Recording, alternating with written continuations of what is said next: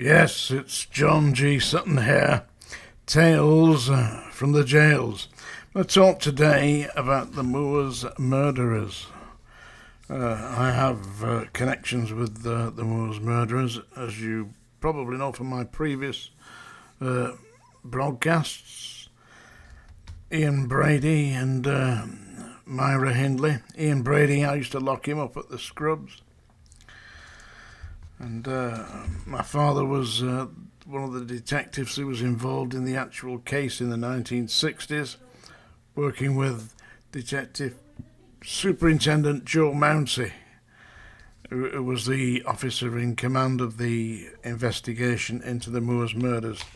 It's transpired that today Greater Manchester Police are saying that they've received information that human remains may have been found on Saddleworth Moor. Yeah, the missing body is that of Keith Bennet, whose mother was Winnie Johnson. I have another connection with this, strangely connected to this case, and it's been none of my doing, believe me. But Winnie Johnson was trying to find the body of Keith Bennet, who was never found. And it's the remains of Keith Bennet that they believe they may have located now on Saddleworth Moor. But if we go back to the late 90s, about 98, 99, when I was working with the psychic Derek Okora, I took Derek Okora to see Winnie Johnson, and we were searching for the remains of Keith Bennet on Saddleworth Moor.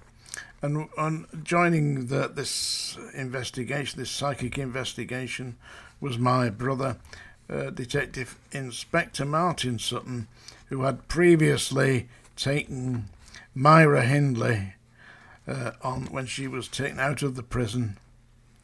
Yeah, in conjunction, in association with his commanding officer, Chief Superintendent Peter Topping.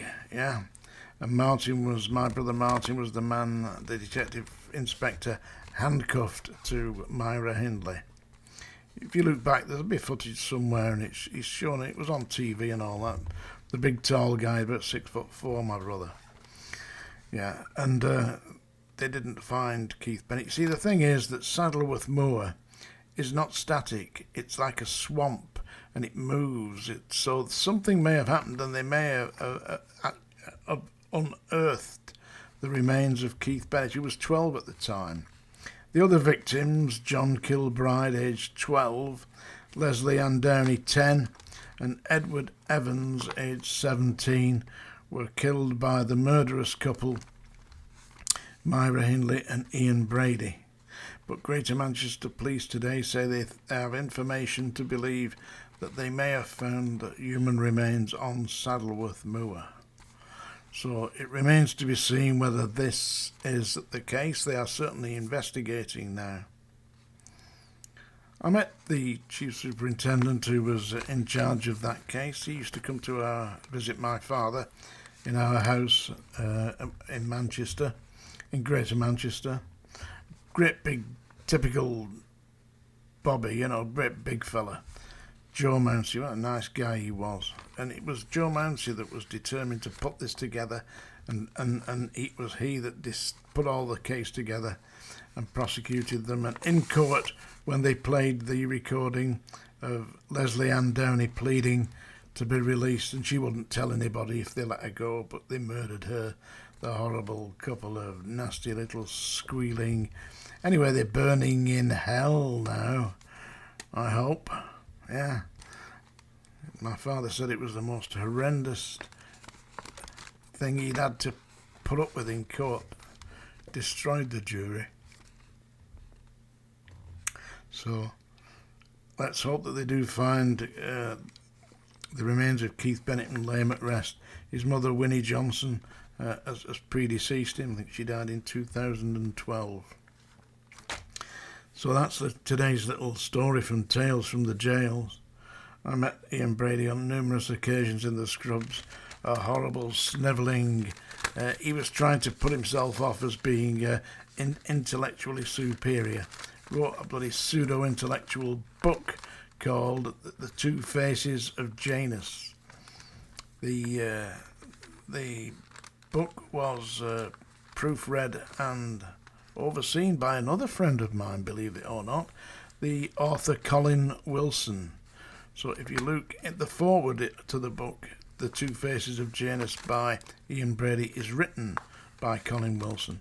But Colin was telling me that he'd had enough of Ian Brady. He was just trying to use Colin Wilson, who was a noted intellectual and a philosopher who'd written many books on philosophy and religion, and he was trying to use Colin Wilson to authenticate his claim to being an outsider, an intellectually superior being who was not able to follow the rules of society.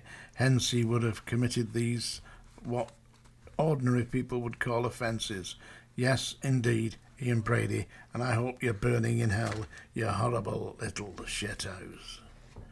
Yeah. Now, don't forget, on the 4th of October, that's this coming Tuesday, at 6 p.m. in the UK time, here on Tales from the Jails, we're going to do a live Q&A. And I'm not going to sing to you, I'm going to read you a poem. But for all those who can't stand it, that's the song dinger, so you can escape now. Right, this is a poem in my book here.